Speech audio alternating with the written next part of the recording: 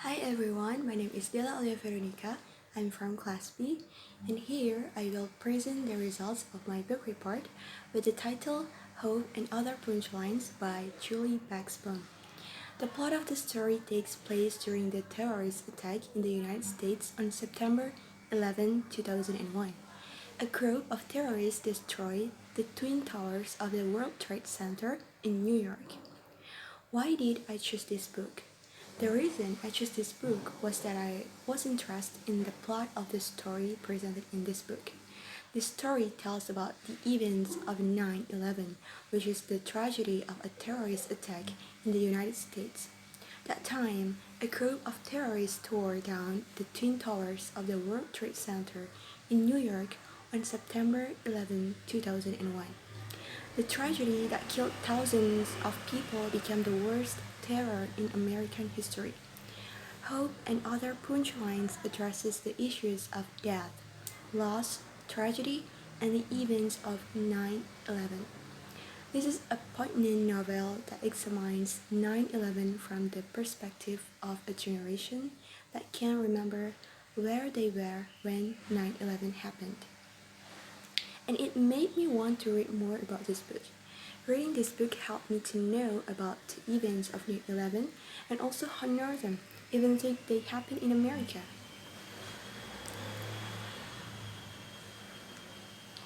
And I also opened my eyes to the families of the victim, how their entire world was reshaped after that day, and how a generation of children would grow up without parents or parents because of that day.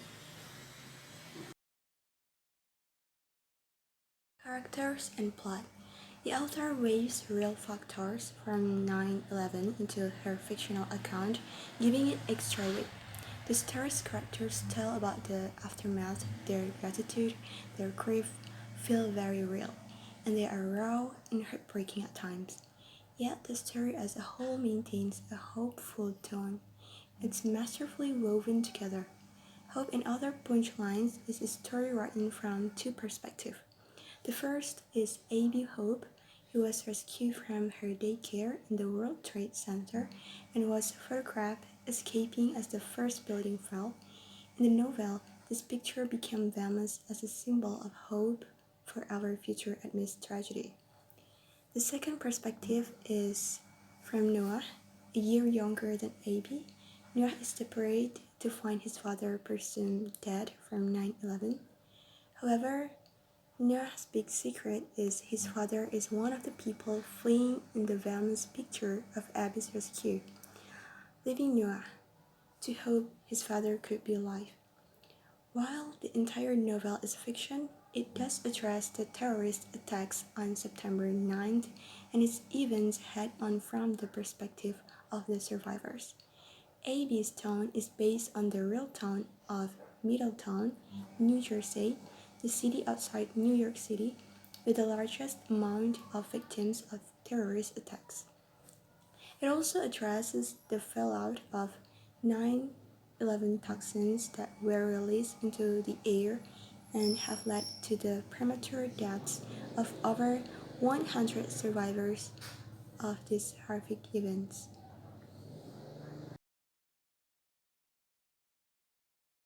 My general opinion. Honestly, the first time I saw this book, what crossed my mind was a love story between two teenagers with a fairly general plot, like a light romance story that revolves around the life of American teenagers. But I was wrong. I knew Hope and Other Punchlines had some sort of 9/11 element, but I only realized how much 9/11 is part of the story after reading a few chapters of this book. But I enjoy the story the author presented because by reading this book, I came to know about this tragic event, and with this book, I have become more appreciative of the tragedy of past events that are quite imprinted on people's minds. In this book, Abby is constantly identified as Baby Hope and feels that she will never be able to live in the shadows of that day. She also has several health problems that can be attributed to the 9/11 syndrome. throughout Noah and Abby's relationship and their interviews with survivors, hope, and other punchlines provide many great learning moments about 9/11, along with grief and loss. I think this book will be great for young adult readers who may be part of the generation born after 9/11.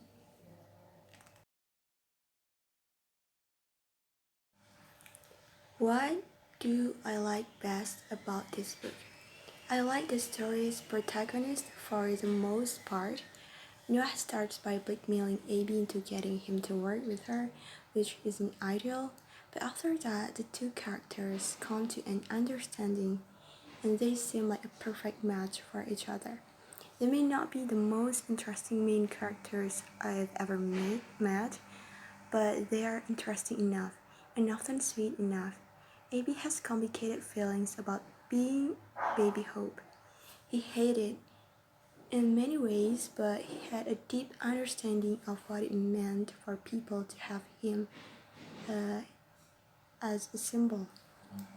She had been told this story about herself all her life, but it never felt right. Noah, on the other hand, had been telling himself a story all his life and was eager to prove it. Noah's best friend, Jack, is fun too, maybe more fun than Noah. He has a lot of personalities, and I enjoy the way he and Noah play with each other. While Kat is engrossed in their friendship, there are some entertaining and sweet scenes between the three of them. Overall, Hope and Other Punchlines is a very educational read.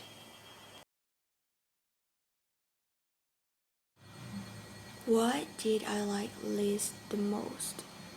There's a rather odd storyline involving Abby's former best friend, Kat. It's just the setting for the most part, so it does appear once or twice throughout the story. Abby is upset that Kat is moving away from her, finding a new group and not fully considering the way she gave up their friendship. I understand why Abby feels hurt, but sympathy for Kat in most of the narrative is sorely lacking. It feels odd, considering the nuances played by other characters. This book isn't particularly funny, despite or perhaps because of Noah's obsession with comedy. I think Noah's interest in jokes creates a weakness in the book, focusing too much on humor that I think is lacking on the page. No need for funny books again. There's a lot more to it, so I hope that leaves the comedy alone. Also, while not pervasive, this book does contain some swear words, including 3 or 4 uses of the F word. There's also some teen drinking, talk about sexuality, and some rude jokes. I wouldn't recommend it to any who lost someone on 9/11, as it might hit too close to home.